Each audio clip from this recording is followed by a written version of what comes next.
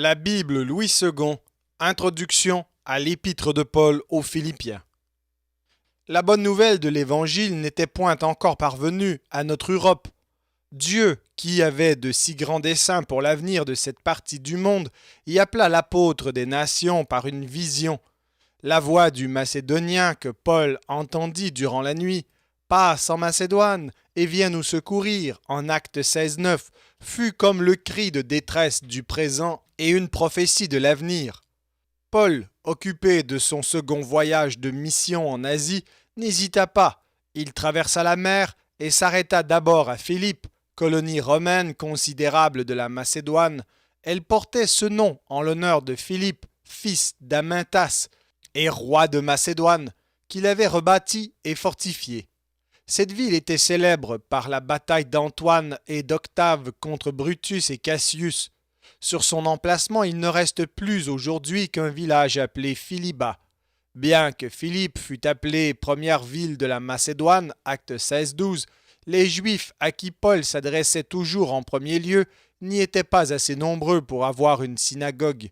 Ils s'assemblaient pour leur culte hors de la ville, au bord d'une rivière, et ce fut là que l'apôtre de Jésus-Christ fit entendre l'évangile de la paix dans les lieux où, moins d'un siècle auparavant, s'était décidé le sort de la République romaine par un affreux carnage. Sa prédication ne resta pas sans effet.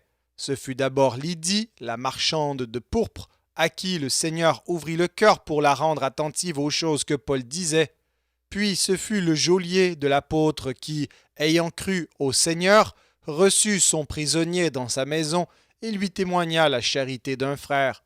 Lorsque Paul et Silas, son compagnon d'œuvre, quittèrent la ville, ils firent leurs adieux chez Lydie à un petit troupeau de frères qu'ils consolèrent avant de partir, voir Acte 16-40. Plus tard, l'apôtre visita une seconde fois cette église en Acte 20, verset 6. Telle fut l'origine de l'église de Philippe qui, à ce qu'il paraît, s'agrandit rapidement. Les rapports formés entre l'apôtre et ses nouveaux croyants dans les jours du premier amour et au sein d'afflictions qui unissaient les cœurs restèrent toujours particulièrement intimes et tendres. Les chrétiens de Philippe accompagnèrent partout le messager de l'Évangile de leur vif intérêt et des marques libérales de leur affection. Paul les a quittés à peine que déjà ses frères de Philippe lui envoient par 2 fois à Thessalonique de quoi pourvoir à ses besoins. Voir Philippiens 4,16. À Corinthe, ils répètent leurs dons, 2 Corinthiens 11,9. Apprenant plus tard qu'il est prisonnier à Rome, il lui envoie un des leurs, Épaphrodite, avec de nouveaux secours, Philippiens 2,25 et 4,10. Et Paul, de son côté, qui le plus souvent refusait toute subvention de la part des églises, au point de les affliger par cette délicate réserve, voir 1 Corinthiens 9, 15, 18, 2 Corinthiens 11, 7 à 12 et Philippiens 4, 15, Paul accepte les offrandes des Philippiens. Il les enloue et leur témoigne sa reconnaissance et sa joie. Tels étaient leurs rapports de mutuel attachement. Aussi la lettre qui va nous occuper est-elle une touchante effusion de cœur. L'apôtre lui a donné une forme plus épistolaire, plus personnelle, plus intime qu'à aucune autre de ses épîtres. L'occasion de l'adresser à ses bien-aimés Philippiens se présenta tout naturellement à lui. Il avait reçu par Épaphrodite tous les détails désirables sur leur état spirituel. Il les sait fidèles dans leur attachement à l'Évangile comme au premier jour. Il a la plus joyeuse assurance pour leur avenir. Et toutefois, parmi eux, se sont glissés ces mauvais ouvriers, qui allaient partout sur les pas de l'apôtre semer leur doctrine d'erreur. D'après les termes dans lesquels Paul en parle, il s'agissait encore de ces Juifs qui dénaturaient le christianisme qu'ils avaient embrassé et y mêlant la propre justice d'un judaïsme légal auquel ils ne pouvaient renoncer. De ces enseignements pernicieux et peut-être d'autres causes encore résultait le danger de quelques divisions parmi les Philippiens. Paul éprouve le besoin de les ramener à une pleine union. Épaphrodite tomba dangereusement malade pendant son séjour à Rome. Il désira retourner auprès des siens qui s'affligeaient à son sujet. Paul leur renvoie avec les témoignages de la plus vive affection et il lui remet notre épître. écrite selon toute apparence vers la fin de sa première captivité en l'an 63 ou 64, et assez longtemps après les deux épîtres aux Éphésiens et aux Colossiens. Il fallait, en effet, qu'il eût séjourné longtemps à Rome pour y avoir obtenu les succès que mentionne cette lettre même en 1, 12 à 18 et 4, 22. Bien que l'ordre de cette lettre soit moins rigoureux que celui des autres écrits du même apôtre, ce qui est fort naturel puisqu'il s'agit non d'un enseignement en forme, mais d'une simple effusion de cœur et des rapports personnels de Paul avec une Église, on peut la résumer dans les pensées qui suivent. 1. Après la souscription de sa lettre et une salutation apostolique, Paul exprime vivement à ses lecteurs sa joie, sa reconnaissance envers Dieu pour leur état religieux, son espérance pour l'avenir, sa profonde affection et ses vœux. Chapitre 1, 1 à 11. Deuxièmement, il les console au sujet de sa captivité en leur annonçant qu'elle tourne au succès de l'Évangile, à son propre salut et à la glorification de Jésus-Christ. Ces liens enhardissent d'autres frères à annoncer Jésus-Christ, et si même tous ne sont pas sincères, il ne sera confus en rien, mais glorifiera son Maître, soit par sa vie, soit par sa mort. Il exprime cependant l'espoir d'être libéré et de revoir les Philippiens, que ceux-ci en prennent occasion de se conduire d'une manière toujours plus digne de l'Évangile. Versets 12 à 30 du chapitre 1. Troisièmement, Paul exhorte ses frères à être charitables, unis, humbles, à l'exemple de Jésus-Christ, qui, étant en forme de Dieu, s'est dépouillé lui-même, prenant une forme de serviteur et se rendant obéissant jusqu'à mourir sur la croix. En conséquence, les Philippiens doivent obéir aussi, comme si Paul était présent, et briller comme des flambeaux dans le monde, de sorte que l'apôtre n'ait pas couru en vain, mais qu'il puisse se réjouir, et eux avec lui, même s'il doit bientôt faire le sacrifice de sa vie. Chapitre 2, 1 à 18. Quatrièmement, il entretient les Philippiens de l'envoi de Timothée et d'Épaphrodite de la maladie de ce dernier, qu'il leur recommande avec une vive affection. Chapitre 2, 19 à 30. Cinquièmement, on serait tenté de croire qu'il allait terminer ici sa lettre par ces mots « Au reste, frères, réjouissez-vous », qui ont en grec le sens d'une salutation, mais il veut encore mettre en garde les Philippiens contre l'influence des faux docteurs, auxquels il oppose l'exemple de son renoncement qui l'a porté à sacrifier à Jésus-Christ tous ses avantages terrestres, pourvu seulement qu'il arrive au but. Ce but est la perfection, et il ne se flatte pas de l'avoir atteint. Il exhorte ses frères à marcher d'accord, à suivre son exemple, à ne pas se conduire en ennemis de la croix, comme plusieurs le font par leur attachement aux choses terrestres, car la bourgeoisie du chrétien est dans les cieux, d'où il attend le Seigneur qui le revêtira. Chapitre 3 en entier. Sixièmement, après quelques recommandations à des membres individuels de l'Église et à tout le troupeau, au chapitre 4, versets 1 à 9, Paul exprime à ce dernier sa reconnaissance et sa joie des témoignages d'attachement qu'il lui a envoyés par Épaphrodite et déjà auparavant à Thessalonique. Pour lui, il sait se passer de tout, être dans la pauvreté ou l'abondance, mais il se réjouit de ces preuves d'affection qui sont un sacrifice agréable à Dieu. Chapitre 4, versets 10 à 19. Il termine par des salutations et des vœux.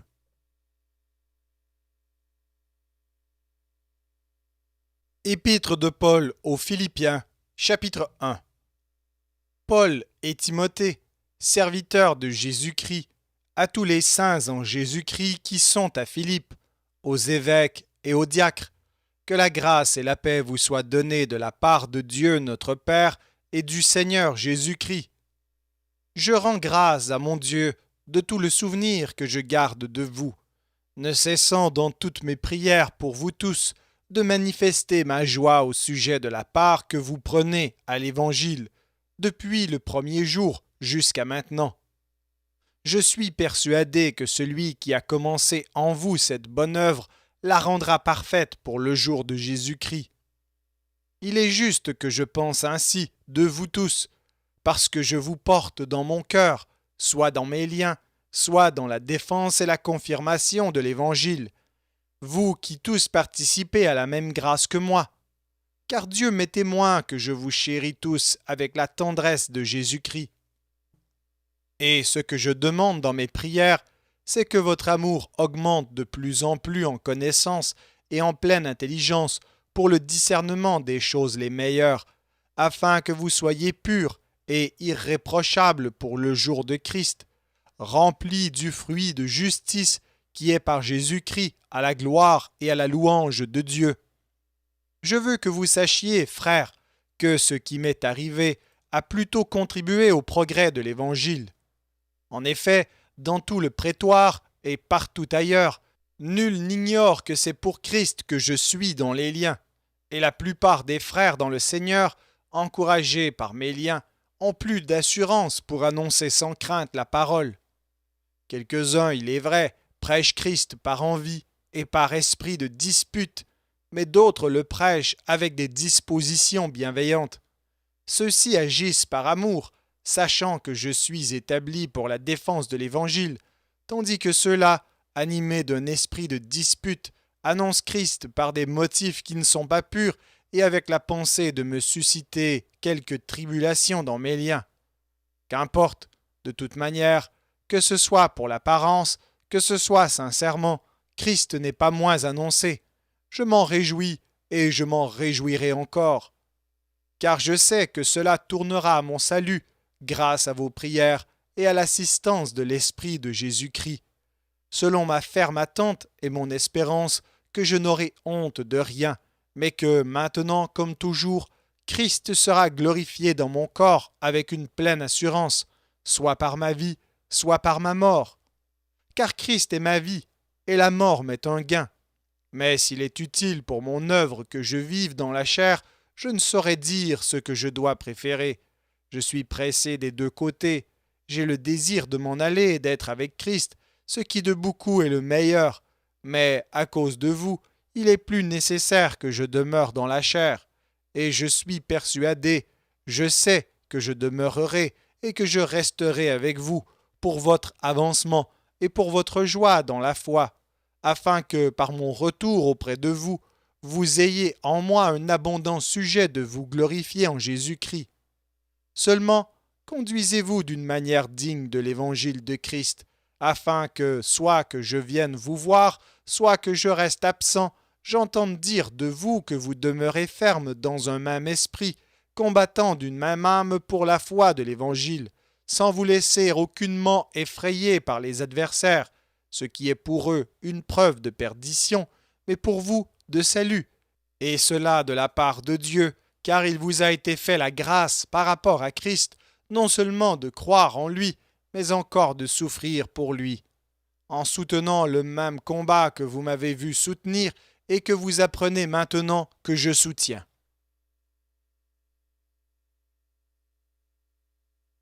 Épître de Paul aux Philippiens, chapitre 2. Si donc il y a quelque consolation en Christ, s'il y a quelque soulagement dans la charité, s'il y a quelque union d'esprit, s'il y a quelque compassion et quelque miséricorde, rendez ma joie parfaite, ayant un même sentiment, un même amour, une même âme, une même pensée.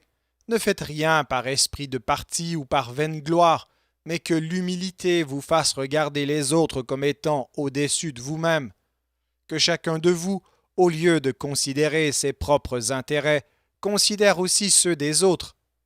Ayez en vous les sentiments qui étaient en Jésus-Christ, lequel, existant en forme de Dieu, n'a point regardé comme une proie à arracher d'être égal avec Dieu, mais s'est dépouillé lui-même en prenant une forme de serviteur, en devenant semblable aux hommes, et ayant paru comme un simple homme, il s'est humilié lui-même, se rendant obéissant jusqu'à la mort, même jusqu'à la mort de la croix. C'est pourquoi aussi Dieu l'a souverainement élevé et lui a donné le nom qui est au-dessus de tout nom, afin qu'au nom de Jésus tout genou fléchisse dans les cieux, sur la terre et sous la terre, et que toute langue confesse que Jésus-Christ est Seigneur à la gloire de Dieu le Père. Ainsi, mes bien-aimés, comme vous avez toujours obéi, travaillez à votre salut avec crainte et tremblement, non seulement comme en ma présence, mais bien plus encore maintenant que je suis absent. car c'est Dieu qui produit en vous le vouloir et le faire selon son bon plaisir. Faites toutes choses sans murmure ni hésitation, afin que vous soyez irréprochables et purs, des enfants de Dieu, irrépréhensibles, au milieu d'une génération perverse et corrompue, parmi laquelle vous brillez comme des flambeaux dans le monde, portant la parole de vie, et je pourrai me glorifier au jour de Christ de n'avoir pas couru en vain, ni travaillé en vain. Et même si je sers de libation pour le sacrifice et pour le service de votre foi, je m'en réjouis, et je me réjouis avec vous tous. Vous aussi réjouissez-vous de même, et réjouissez-vous avec moi. J'espère dans le Seigneur Jésus vous envoyer bientôt Timothée, afin d'être encouragé moi-même en apprenant ce qui vous concerne, car je n'ai personne ici qui partage mes sentiments pour prendre sincèrement à cœur votre situation.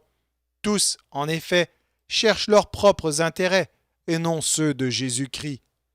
Vous savez qu'il a été mis à l'épreuve en se consacrant au service de l'Évangile avec moi, comme un enfant avec son père.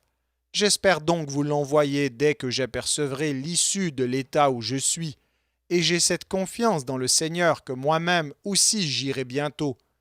J'ai estimé nécessaire de vous envoyer mon frère Épaphrodite, mon compagnon d'œuvre et de combat, par qui vous m'avez fait parvenir de quoi pourvoir à mes besoins, car il désirait vous voir tous, et il était fort en peine de ce que vous aviez appris sa maladie. Il a été malade, en effet, et tout près de la mort, mais Dieu a eu pitié de lui, et non seulement de lui, mais aussi de moi, afin que je n'eusse pas tristesse sur tristesse. Je l'ai donc envoyé avec d'autant plus d'empressement, afin que vous vous réjouissiez de le revoir, et que je sois moi-même moins triste. Recevez-le donc dans le Seigneur avec une joie entière et honorez de tels hommes, car c'est pour l'œuvre de Christ qu'il a été près de la mort, ayant exposé sa vie, afin de suppléer à votre absence dans le service que vous me rendiez.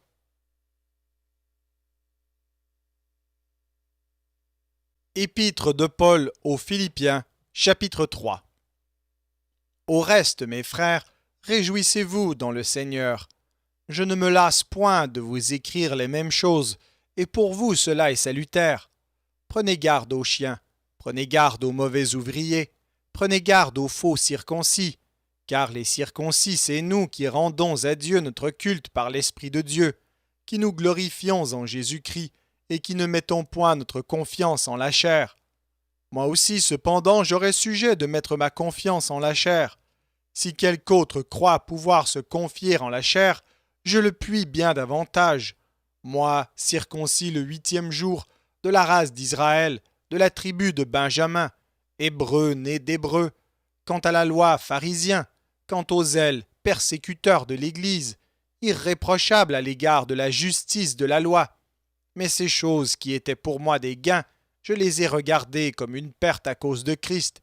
Et même, je regarde toutes choses comme une perte à cause de l'excellence de la connaissance de Jésus-Christ, mon Seigneur, pour lequel j'ai renoncé à tout, et je les regarde comme de la boue, afin de gagner Christ, et d'être trouvé en lui, non avec ma justice, celle qui vient de la loi, mais avec celle qui s'obtient par la foi en Christ, la justice qui vient de Dieu par la foi, afin de connaître Christ et la puissance de sa résurrection et la communion de ses souffrances, en devenant conforme à lui dans sa mort, pour parvenir, si je puis, à la résurrection d'entre les morts.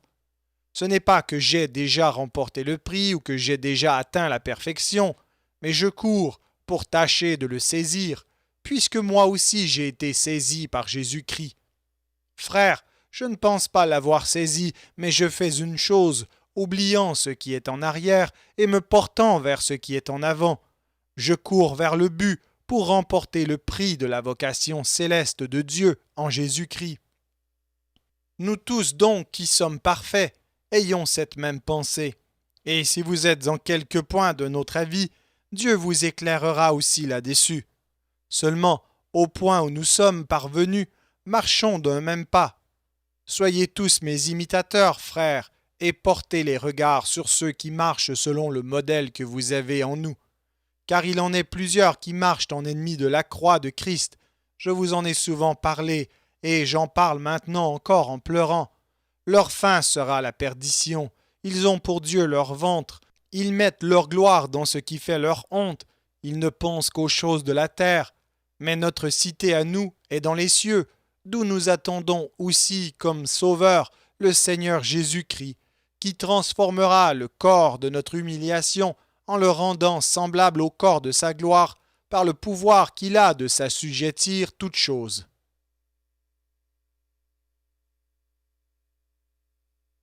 Épître de Paul aux Philippiens, chapitre 4.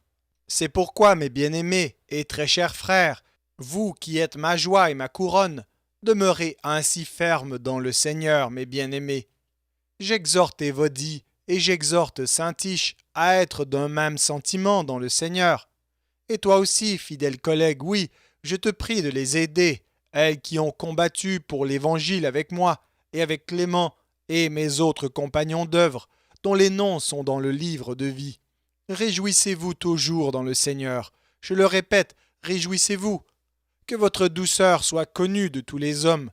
Le Seigneur est proche. Ne vous inquiétez de rien. Mais en toute chose, faites connaître vos besoins à Dieu par des prières et des supplications, avec des actions de grâce, et la paix de Dieu qui surpasse toute intelligence gardera vos cœurs et vos pensées en Jésus-Christ. Au reste, frères, que tout ce qui est vrai, tout ce qui est honorable, tout ce qui est juste, tout ce qui est pur, tout ce qui est aimable, tout ce qui mérite l'approbation, ce qui est vertueux et digne de louange, soit l'objet de vos pensées. Ce que vous avez appris, reçu et entendu de moi, et ce que vous avez vu en moi, pratiquez-le, et le Dieu de paix sera avec vous. J'ai éprouvé une grande joie dans le Seigneur de ce que vous avez pu enfin renouveler l'expression de vos sentiments pour moi. Vous y pensiez bien, mais l'occasion vous manquait. Ce n'est pas en vue de mes besoins que je dis cela, car j'ai appris à être content de l'état où je me trouve. Je sais vivre dans l'humiliation et je sais vivre dans l'abondance. En tout et partout, j'ai appris à être rassasié et à avoir faim, à être dans l'abondance et à être dans la disette. Je puis tout par celui qui me fortifie. Cependant, vous avez bien fait de prendre part à ma détresse. Vous le savez vous-même, Philippiens, au commencement de la prédication de l'Évangile, lorsque je partis de la Macédoine, aucune église n'entra en compte avec moi pour ce qu'elle donnait et recevait. Vous fûtes les seuls à le faire, car vous m'envoyâtes déjà à Thessalonique, et à 2 reprises, de quoi pourvoir à mes besoins. Ce n'est pas que je recherche les dons, mais je recherche le fruit qui abonde pour votre compte. J'ai tout reçu, et je suis dans l'abondance. J'ai été comblé de bien, en recevant par Épaphrodite ce qui vient de vous comme un parfum de bonne odeur, un sacrifice que Dieu accepte et qui lui est agréable. Et mon Dieu pourvoira à tous vos besoins selon sa richesse, avec gloire en Jésus-Christ. À notre Dieu et Père soit la gloire au siècle des siècles. Amen. Saluez tous les saints en Jésus-Christ. Les frères qui sont avec moi vous saluent. Tous les saints vous saluent, et principalement ceux de la maison de César.